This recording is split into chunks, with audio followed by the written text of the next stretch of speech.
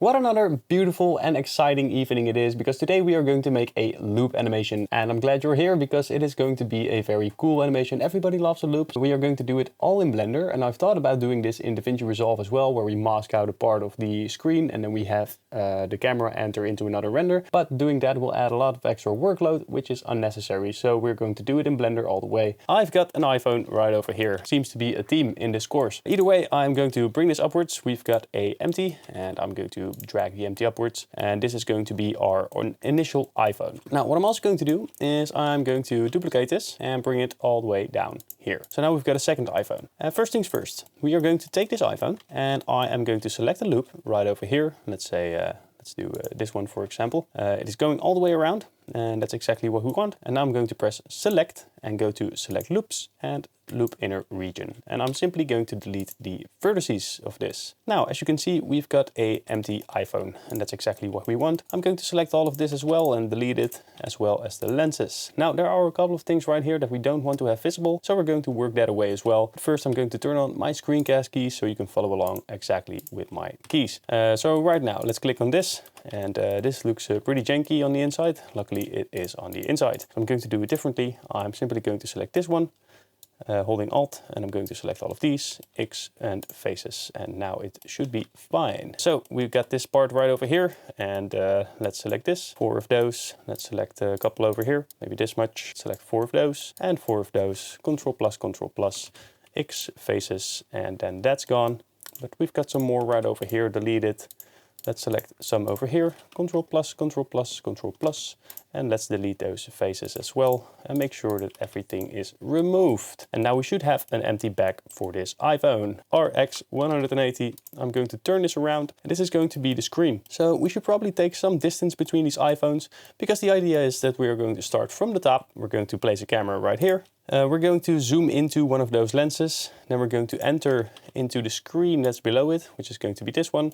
And then we are going to enter another one, which is right over there. Of course, there are a couple of problems that we'll run into along the way, but we're going to fix everything, don't worry. We are going to take this iPhone and we're going to duplicate it again. Shift D, Z, bring this one all the way to the bottom. Select this empty, bring it somewhere near the middle. And of course, if we look at our render, which I've got right over here, and I've actually already made the entire render, of course, before I actually do anything, you can see that we're going to add some extra lens reflections into the lens as well. But the thing that we want to make sure of is that we are going into the iPhone as it is turned like this. Let's start from over here.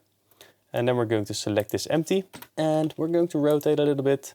We're going to bring it all the way over there, something like this, so that if the camera moves downwards, it is going exactly into one of those lenses. So it should probably be a little bit more like this. And I'm going to be pretty meticulous because that's just the way I work. I'm going to press G, Z, Z, and of course you can already see another iPhone hiding underneath there. And there's a way to fix that, and simply by bringing it down further. And that's the way that I'm going to fix it. So this one's going to be located over here. Now I'm going to click on the camera, I'm going to open up my timeline, and I have counted this out, this empty space. So if I were to remove this, this was empty space. I simply counted the amount of frames that it took us to go over here. And now I know how long my last render should be, because this is going to be the last render before we actually enter into the final animation. So this space had to be filled up exactly to this point, 136 frames. So 136, I counted them, so I know for sure that this is correct. Now, what am I going to do? I'm going to select this camera right over here, press I, and on frame 136, I want to be all the way down to this camera into that lens. So maybe somewhere over here. And I'm also going to rotate it around, obviously, and maybe I'm going to rotate it like this. I'm also going to select both of these, T, and select linear. We can change the perspective of the camera, maybe to something like 40 or 42, so this one is still entirely into the screen. G, Z, Z, if we move into this, then we got that one, and then we move into the final one. So let's bring this over here. G, Z, Z, and we're heading into this one, it seems, and press I. Select both of these, T, linear, and now we're heading into all of these. Of course, we want to be rotating, and I think this one is too far removed. We want to keep the approximate height between them the same, so it seems like it's traveling the same distance. Something like this should probably do the trick. And now we should go to our keyframe for the camera and place it a little bit higher, so it is still going into the phone. So let's rotate this one by 90 degrees, RC 90 degrees. Let's bring it to the side. G and Y, and let's make sure that we are entering into this camera. And I actually made a little bit of a mistake. This one should be straight. So I'm going to press Alt R, RY 90, RX 90, RX 180, and we should keep this one straight and actually rotate the camera to get the animation. So press I on the camera. We can rotate this one if we want.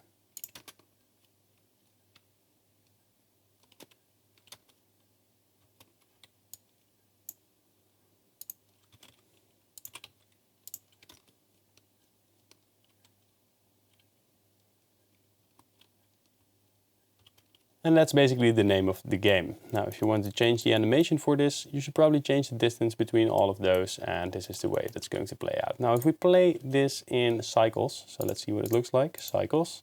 Let's add an HDRI real quick. And if we move through this now, we get a good idea of what's going to happen. Now, this glass should be changed because we want to be able to look through it. Now, why is that? It's actually because of the screen LED. Because if we tap on our tab button, screen LED, and click on select, you can see that we actually used a double screen, and this one is not connected at all. So I'm going to the shader editor, and I will duplicate this, and I will make sure that this one is disconnected, and I will give it a transparent BSDF. And that way we don't have to really get rid of it.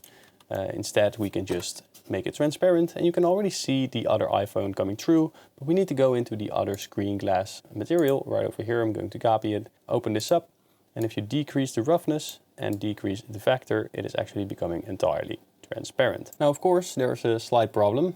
We can see this texture, but it is not the texture that we want it to be. So what I'm going to do is I'm simply going to rotate the HDRI around until we see sky. Something like that should probably do the trick. And the other problems that come with this will be fixed later on. We are heading into the camera. We're going through. We can see what's going on here. And now we enter into the last one. And basically the animation starts over again. Now, if you want to change something about the location of the iPhones, now is the right time. And maybe I want to have this be rotated like this, and maybe somewhere over there. And let's see what our camera likes. Yeah, it's pretty close. It's probably over here. So now we can have an animation that looks like this. But as you can see, there is a problem, and we're going to fix it. First things first, right over here, we want to block out this iPhone because you can already see it coming through here. And that's not the idea, and that's not what we want to do. Go into object mode, select this, select this edge loop right over here. So in the middle, it should probably catch the entire loop around. So maybe we're just going to grab this one. Shift D, click, B, selection. So now we've got a separate selection with only this line. Go into edit mode, press A, press E and S, and we are going to scale this out. Yeah, so that's fitting the entire screen, so that's perfect. Basically what we want to do is press Ctrl plus, give this a new material, assign, and I'm going to keep this white. Let's have a look at this. And now our problem where the iPhone is already visible has been solved. We can actually look straight through this, and it is a little bit different. Of course, we do not want to see those clouds. So how we're going to fix that? There's another layer of problems. So we're simply going to bring in a plane. I'm going to scale this up. And I'm going to place this underneath that iPhone right over there. And this one, I'm going to make black, like this. Maybe even metallic. Maybe with the roughness all the way up, who knows. But as you can already see, we now have an animation with a background. So let's click on our camera, go to visibility, viewport display, passepartout, and let's increase this. Going into the camera, we've got a cool looking background. It is white. This background is black. We're going into the screen and we're still seeing a bit of a shift. So maybe we have to play around with the screen glass some more. But this is basically the setup. So now we've got a whole lot done. I'm going to set the HDRI to 0.8 because I want it to be a little bit brighter. But what I don't like is that the iPhone is silver but the background is white, really kind of losing its detail. Of course we can fix that with some lighting, but what we can also do is simply bring in some contrast by ourselves. Go over to the Apple logo backside, click on this copy icon, go to the shader editor, make sure that this is a little bit more gray, and then turn this one into a grayish, darkish tone as well, something a little bit darker. Then go into the camera plate, copy that one and adjust this slider until it is sort of coming across as the same color as the rest. And now we got a white background and a black iPhone, and that's already a little bit more visible. And basically this is the animation. So we've got our loop done, but there are a couple of problems and we're going to solve all of them. Don't worry. We're going right here. And this lens looks a little bit too dull. We are going to use light linking to make sure that everything looks good. Let's place the 3D cursor right over there. Let's Shift A, light, area lamp. And let's rotate this for 90 degrees, RX 180. I never get it right on the first time, and you're probably the same. Anyways, I'm going to increase the wattage for this and maybe place it over to the side so we get a pretty cool looking angle there. And then we get some lighting on our iPhone. The good thing is they're all going to be standing still, so we get some pretty good freedom in order to get this done. I'm duplicating this and bringing it to the other side, so we actually have a pretty cool rim light over here. And that's basically all that I'm going to do for this iPhone for now, except for the lens. The lens is more important. I'm going to select the lens right here, click on dot while you're in the scene collection, and then it will open it up and it's called Lenses Camera 2.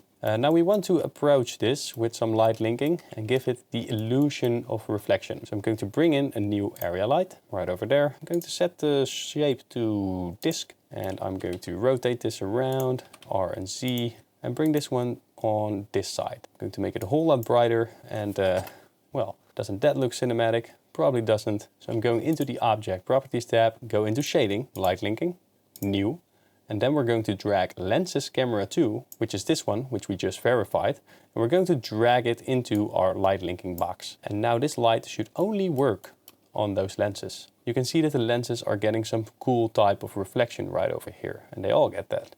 But what I want to do is quite simple. I want to give this a different color. So we're going to use blue, green and red.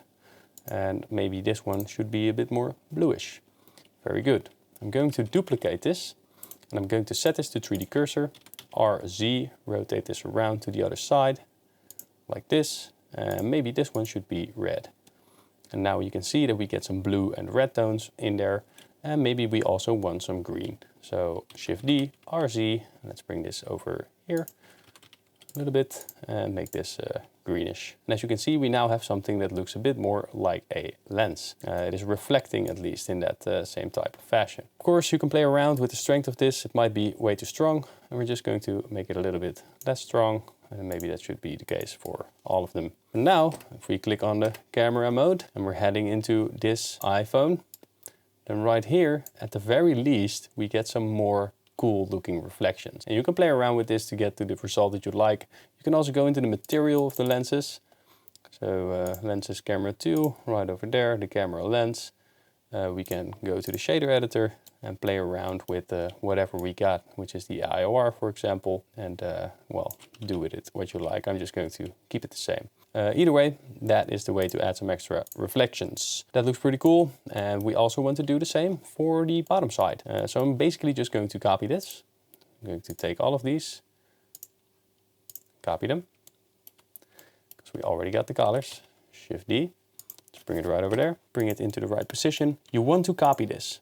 So we should copy it for all of these. Copy it, and copy it until all of this works. And now the top camera also has its lighting still applied. And then we are going into the light, lenses camera 2.001.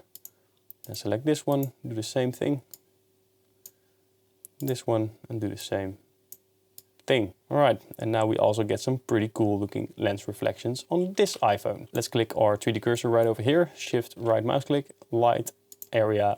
Let's bring this over to the side, G and Y. Let's make this a bit more cinematic looking. Shift D, R, Z, and get a cool light from the top here. Maybe this one should be placed upwards, so we also catch this rim. And maybe we are even going to place one right over there. Bring it upwards just a little bit. Alright, now what you might find is that this is already overlit because of the HDRI. So what we can do is simply take all of this, press E, bring this upwards all the way over here, and select this face only, X faces, and now there should be less light coming from the sides on this iPhone. So this is the way it looks right now. We've got our lenses, and we also see these lights in the glass. Isn't that annoying? And that is only in the glass, because as soon as we enter through, that won't happen anymore. So there's a quick and easy solution for this. We should select the entire iPhone. So let's hide our backplane. Let's hide all of these lights as well. Then I'm going to select everything. Select the empty last. Alt-P, clear and keep transformation. I'm going to delete the empty. Then I will select everything except for the lenses. So don't select the lenses. And select this one, Control J, and now we should have Alt H, bring everything back. We should still have this. We have all our lighting, but of course now we need to select the area lamp, go into the object properties, light linking, and drag in this iPhone, which is called iPhone Model 3. Let's see, that light has disappeared. So now all we need to do is this one and this one as well, iPhone Model 3 on the light linking. Over there, it has sort of disappeared. Let me select this one. Yeah, we can see the lighting, but there's still something odd. And it's basically light number 1 and 2 that are doing it. So where are those? Dot. It's actually on the top. In order to fix that, we just gotta rotate this slightly to the top, RXX.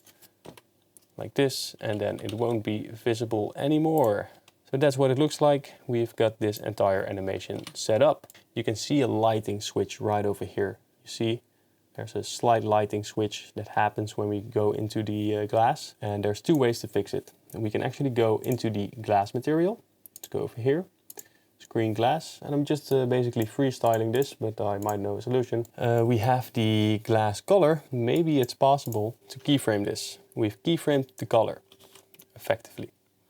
So if we now head over here where the color switch occurs, right there, we should probably make this entirely white. Press I, and now it has some time to transition into that color, and you won't notice the switch. And now we have solved that problem. So that's it for this tutorial. You learned how to make a loop animation without having to do a lot of work in post. And we are going to make the final animation in the next video. After that, we are going to edit everything together and make sure that we have a very cool looking product animation for this iPhone all together. So I hope you enjoyed this tutorial. If you did, click on subscribe and I'll see you in the next one. I get the money and it's right on cue. Keep the duffel bag up inside my coupe. Hold a couple racks, tell them I love you. You wanna be a boss, do it like I do.